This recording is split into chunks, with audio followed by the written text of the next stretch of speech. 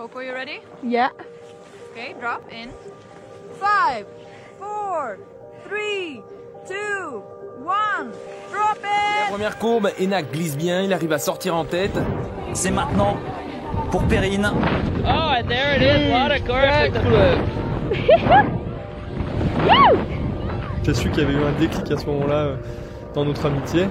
Ça restera gravé ad vitam aeternam dans ma petite tête. J'ai l'impression d'avoir quitté un peu la terre. Et puis là, les émotions, elles étaient juste folles. Et ouais, je me souviens, c'est peut-être un des plus gros fous rires de ma vie. That was fun! Vous écoutez Coup de poudre, le podcast qui parle ski par Skieur Magazine. Prêt à suivre les aventures de vos skieurs et skieuses préférés? Alors embarquez pour les récits de leurs meilleurs souvenirs sur les planches. Coup de poudre saison 2, c'est tout de suite. Épisode 8, sortie au-dessus des nuages avec Juliette Villeman, printemps 2021. 3, 2, 1...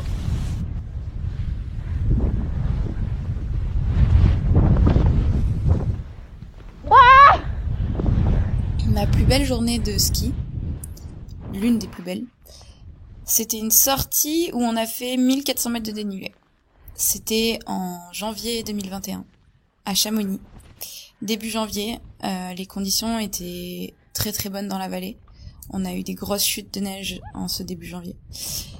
Du coup, on avait déjà fait du beau ski et en étant avec les restrictions du Covid, on était tout le temps à avoir plein d'imagination pour aller skier, des nouvelles lignes, des trucs qu'on n'avait jamais fait. Yes. Et j'ai invité une copine à venir à la maison. Elle habite à Pralognan-la-Vanoise. Elle s'appelle Charlène Plaisance. C'est une copine avec qui je faisais du ski freeride pendant des années. Elle faisait les compètes avec moi. On était sur le qualifier ensemble. Et c'est une passionnée, une machine physiquement. Toutes les sorties qu'on fait ensemble, à chaque fois, ça me fait vraiment sortir de ma zone de confort. C'est vraiment cool. Elle m'amène dans des endroits, à chaque fois où il y a de la grimpe, où il y a c'est du mixte. Et j'en fais pas souvent, donc ça me fait bien.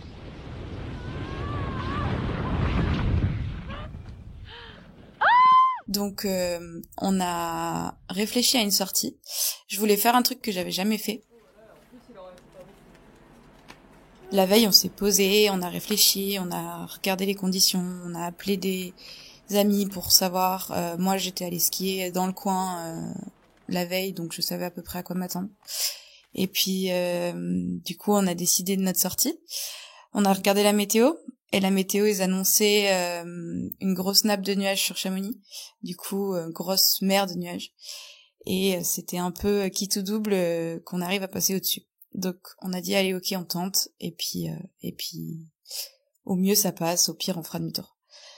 Donc, le lendemain, on s'est levé tôt, on est parti super tôt, on est allé au col des Montées à Chamonix, monté sur la route, on était en plein brouillard. À la maison, on n'y voyait pas à 3 mètres. Du coup, en arrivant au col, on se regarde, on rigole un premier coup, on se dit, bon, allez, on y va, on verra bien dans la montée.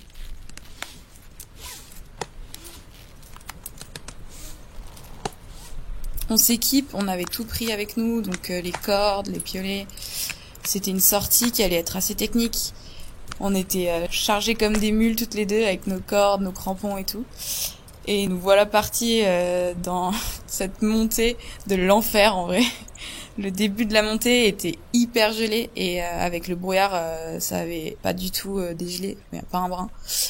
Et on s'est retrouvés à faire des conversions dans la glace, dans la forêt, à se prendre des arbres dans les bras, à tomber, à glisser, à reculer, à remonter, à refaire une conversion, à retomber. Mais on a vraiment persévéré et on était toujours dans le brouillard. C'était une ambiance mystique. Ça nous givrait les cils. On avait les cils et les sourcils qui étaient tout blancs. Les cheveux, on n'en parle même pas. On était là, waouh, ok, mais on va où là? Et moi j'étais sur mon téléphone, sur le GPS, et je suivais la trace, et je me disais, ok, on faisait genre 10 minutes, on s'arrêtait, je sortais le téléphone, je me disais, ok, on est toujours sur la trace, machin. Il y avait pas une trace au sol. Puis à un moment donné, je me disais, ah, c'est peut-être à gauche, ah, c'est peut-être à droite. Bon, allez, on continue, on monte. Du coup, on s'est fait notre chemin dans la montée. On n'y voyait toujours rien, on voyait pas à 10 mètres. On a pensé à abandonner, parce que c'était chaud au début. Enfin, ouais, on était au GPS, quoi. On suivait la trace GPS, et j'étais là, waouh, heureusement que déjà j'en ai une, parce que Parce que là, sinon, on ferait demi-tour, quoi, direct. Et même faire demi-tour, au final, on était là, mais en fait, on n'y voit toujours pas. Comme à la montée comme à la descente, on ne voit rien.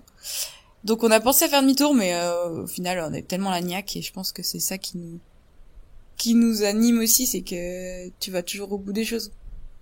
Et là, Charlène, elle me regarde, elle me dit, tu crois que ça va passer, Jus? Je dis, allez, hein, Inch'Allah, ça passe. Et on continue, et là, je commençais à me dire dans ma tête, déjà, j'étais fatiguée parce que dans la montée, ça nous avait épuisé, on avait fait à peine 500 mètres de dénive, on était cuites parce qu'on avait fait 3000 conversions dans la glace et on était rincés. Du coup, j'étais là, bon, allez, il faut que ça sorte, il faut qu'on passe au-dessus de cette mer de nuages parce que sinon ça va être vraiment une journée de l'enfer. Et à un moment donné, on était tête dans le guidon, on se parlait plus trop, on avançait, moi j'avais la corde sur le sac, j'étais là, allez, c'est bon. Et là, je lève la tête. Et là, je fais, waouh, chat, regarde. Et là, on voit le ciel bleu. Juste une petite percée à travers les nuages. Et là, je fais, ah, c'est bon, ça passe. On a continué 5 minutes et on était complètement au-dessus de la mer de nuages. Et là, c'était juste incroyable. On est passé de nuit à jour. On s'est pris, on n'était pas côté soleil, mais on était avec une luminosité de dingue. Et le soleil qui reflétait sur les nuages un peu plus loin, ça faisait une luminosité incroyable. Et là, on a fait, ok, là, ça va être bien. Du coup, on a fait une petite pause. On s'est dit, allez, on a vu notre couloir, parce que du coup, jusque-là, on voyait rien. Et on a levé la tête, on s'est fait, ok, bon, allez, on reprend de l'énergie, on mange un bout, on repart. On est parti, fait les conversions, tac. Charlène, elle m'a trop aidée, elle a fait la trace en conversion quasi jusqu'au milieu du couloir. La neige a été trop bien, il y avait peut-être 20 cm de neige fraîche sur un fond assez compact, du coup on s'enfonçait pas trop. Et puis nous voilà, genre à l'approche du couloir, on montait. On était bien KO déjà. Et puis on arrive un peu dans l'entonnoir du couloir, et là je dis bon ok, on enlève les skis, on les met sur le sac. Donc on se prépare, on met les skis sur le sac, on met les crampons, on prend les bâtons dans la main, on prend pas les piolets au début. Et là je pense que je fais un pas, je m'enfonce jusqu'aux hanches.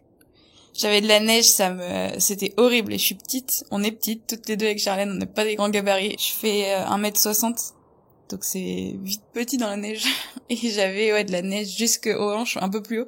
J'étais là, ok, et donc je mulais comme une folle, je donnais toute l'énergie que j'avais, mais c'était tellement beau, et je pense que l'ambiance, elle y a joué énormément. J'ai eu une énergie à ce moment-là qui était juste incroyable. J'ai pu pousser alors que j'étais cuite dans la montée juste avant. Et là, j'ai eu un regain d'énergie et ça a vraiment, vraiment trop été cool parce que ça allait nickel. On est arrivé à une espèce de rimée, donc une mini crevasse dans la montée. Je me suis dit, là, il faut pas que tu tombes dedans déjà. Parce que c'est quand même pas, c'était pas super profond, mais bon, il y a quand même 2-3 mètres de bons trous. Et je me suis dit, mais il faut que je donne tout ce que j'ai, quoi. On s'est regardé. Charlène me dit, ok, qu'est-ce qu'on fait? Je dis, on va essayer de creuser. Et vu qu'on essayait de mettre le bras de l'autre côté, on était trop petites. Du coup, je dis, ok, on va creuser. Parce qu'en fait, la neige en face, elle était super molle. On avait peut-être 50 cm de neige fraîche de l'autre côté. Du coup, je me suis dit, allez, ok, là, tu vas te mettre en mode bulldozer, et j'ai gratté j'ai gratté avec mon piolet en face pour arriver à faire des marches.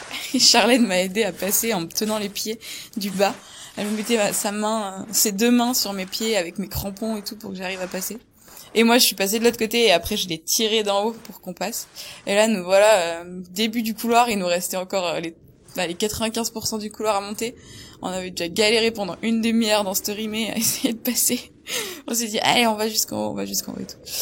Du coup, je pars, c'était toujours aussi mou, je m'enfonçais, c'était horrible, mais pareil, trop bien, trop bonne énergie, donc c'était cool. Et à un moment donné, c'était beaucoup plus compact, donc je suis arrivée à monter un peu plus rapidement, les pas, ils étaient faciles à faire. Puis arrivé juste avant la fin du couloir de la sortie, là, je commence à m'enfoncer dans le sucre, la neige, c'était du sucre, ça roulait, c'était horrible sous les pieds, genre tu faisais un pas, t'en perdais que 3. Moi, j'ai réussi à passer assez facile au final parce que j'étais en première, et derrière la pauvre Charlène, elle en a trop galéré à passer, et c'était vraiment dur pour elle, mais elle a tout donné et elle y est arrivée. On avait une petite traversée, et en fait, le but de ce couloir, c'était que, en fait, on sortait pas en haut d'une montagne. On était tout en haut, mais il y avait une fenêtre dans la roche qui était qui montrer le haut du couloir en gros. Et du coup on était depuis le matin dans l'ombre, il faisait super froid, on était gelés, on avait l'onglet aux 2 pieds. Et là on est arrivé tout en haut, donc on a posé les skis juste 3-4 mètres plus bas. Et on est sorti en mode crampon, escalade sur la roche avec la corde dans le sac pour mettre un petit rappel. On est sorti là-haut et là, soleil en pleine face. En fait, au début, on se dit on monte avec les skis, puis au final, on a regardé, il y avait que de la roche, puis on se dit bon, on laisse les skis juste en dessous. Et on est monté en escalade, en escalade avec les crampons et les chaussures de ski, donc escalade alpiniste. Mais c'était trop bien. C'était juste magnifique. En fait, quand on a sorti la tête dans ce trou, on a eu toute la vue sur les aiguilles de Chamonix, sur le Mont Blanc, sur l'aiguille verte, sur les Drus. C'était juste magique avec il faisait grand beau, donc il y avait une lumière de dingue. Et puis on a eu chaud. Enfin, on a eu un rayon de soleil sur le visage qui nous a réchauffé. C'était juste trop agréable. Et du coup, c'était juste magique parce qu'il y avait ce trou dans la roche, quoi. Et on était tout en haut de notre couloir. Donc ça, c'était vraiment la récompense de la journée et c'était trop bien. Et puis là, les émotions, elles étaient juste folles. On était rincés total parce qu'au final, ça avait pris 3 heures de plus que ce qu'on pensait. Mais par contre, on était juste trop contente d'être là-haut et on savait que la descente allait être bonne. Vu qu'on avait brassé dans la neige pendant 1 heure en bas, on s'était dit non mais ça va être parfait. Et du coup, on a mis la corde, on est descendu en rappel jusqu'à nos skis parce que c'était quand même bien caillou, on aurait pu désescalader mais on voulait absolument pas prendre de risques. Du coup, on a mis la corde, on a mis les skis, on a laissé la corde, on est descendu un peu plus bas dans la neige puisque c'était vraiment raide. Et là, on s'est dit, allez, c'est parti. On a rangé la corde, on l'a mise dans le sac. On était toujours autant gelés d'ailleurs, on avait l'onglet toutes les deux, on était frigorifiés. Et on a commencé à skier et les premiers virages, c'était super raide et c'était vraiment trop bien de partager ça toutes les deux. Parce que on s'apporte grave en ski et chaque virage était genre un challenge pour nous, quoi. On était 45-50 degrés là-haut et c'était en mode virage sauté pour nous des freerideuses. c'était assez dur, mais on a bien réussi le haut. Puis après, plus tu descendais dans le couloir, au plus ça s'ouvrait et chaque virage était juste incroyable.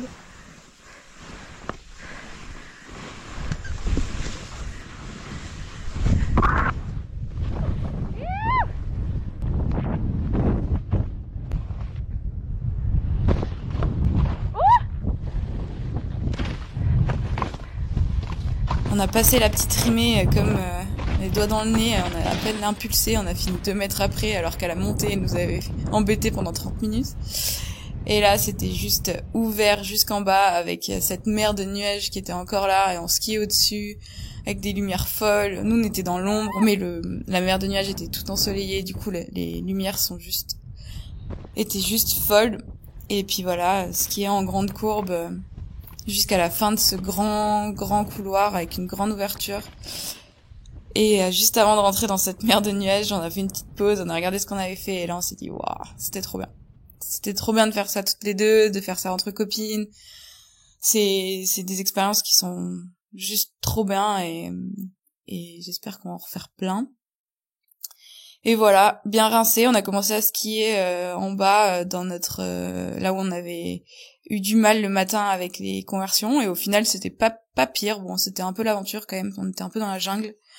On passait sous des arbres, on se faisait prendre les pieds, on retombait, machin. Du coup, on a vraiment rigolé, mais on était cuites totales et puis arrivé à la voiture, là on était là, on est morte. Du coup, c'était pour moi l'une des plus belles journées de la saison dernière. Et certainement de ma vie de skieuse parce que c'est des journées comme ça qui te montrent que le ski c'est la vie. Allez machine! Youhou! Yeah! J'ai choisi de raconter cette histoire parce que le ski pour moi c'est une passion et c'est une passion parce que c'est du partage et que c'est des sensations incroyables, mais moi, les sensations qui me plaisent le plus, c'est de partager ça avec mes amis.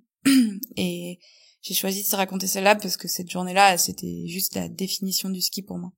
C'est sûr que j'ai énormément de bons souvenirs et des souvenirs qui sont ancrés dans ma tête, des podiums, des qualifications sur le World Tour, des trucs comme ça. Mais même si je suis une compétitrice dans l'âme, c'est clair, la compétition, j'en fais, mais je pourrais pas faire que ça. Et pour moi, la définition du ski, c'est de skier. Et tu vois, par exemple, en compétition, on fait qu'un run dans une journée. Donc c'est un accomplissement d'arriver à faire un run magnifique et on va dire qui te permet de faire un podium ou de gagner. Mais pour y arriver, t'as fait des sorties comme celle que j'ai racontée. Et du coup, pour moi, c'est ça qui crée ma base de ma passion. C'est des journées en montagne avec des personnes incroyables avec qui tu partages ces trucs et c'est pour ça que j'ai décidé de raconter ça. Merci d'avoir écouté Coup de Poudre, un podcast réalisé et monté par Charlotte Barzac pour Skieur Magazine. Pour cet épisode, nous tenons à remercier Gaylor Pedretti, Johanna de Tessière, le Hi-Fi Festival ainsi que l'Impérial qui nous a permis d'enregistrer cette interview. Merci bien évidemment à Juliette Villeman pour sa sympathie et le temps qu'elle nous a consacré. Vous pouvez retrouver le meilleur du ski dès à présent dans nos magazines en kiosque, sur notre site internet skieur.com ou sur notre application smartphone. Rendez-vous également sur le site de notre partenaire Glishop, l'enseigne de référence des amoureux de la montagne.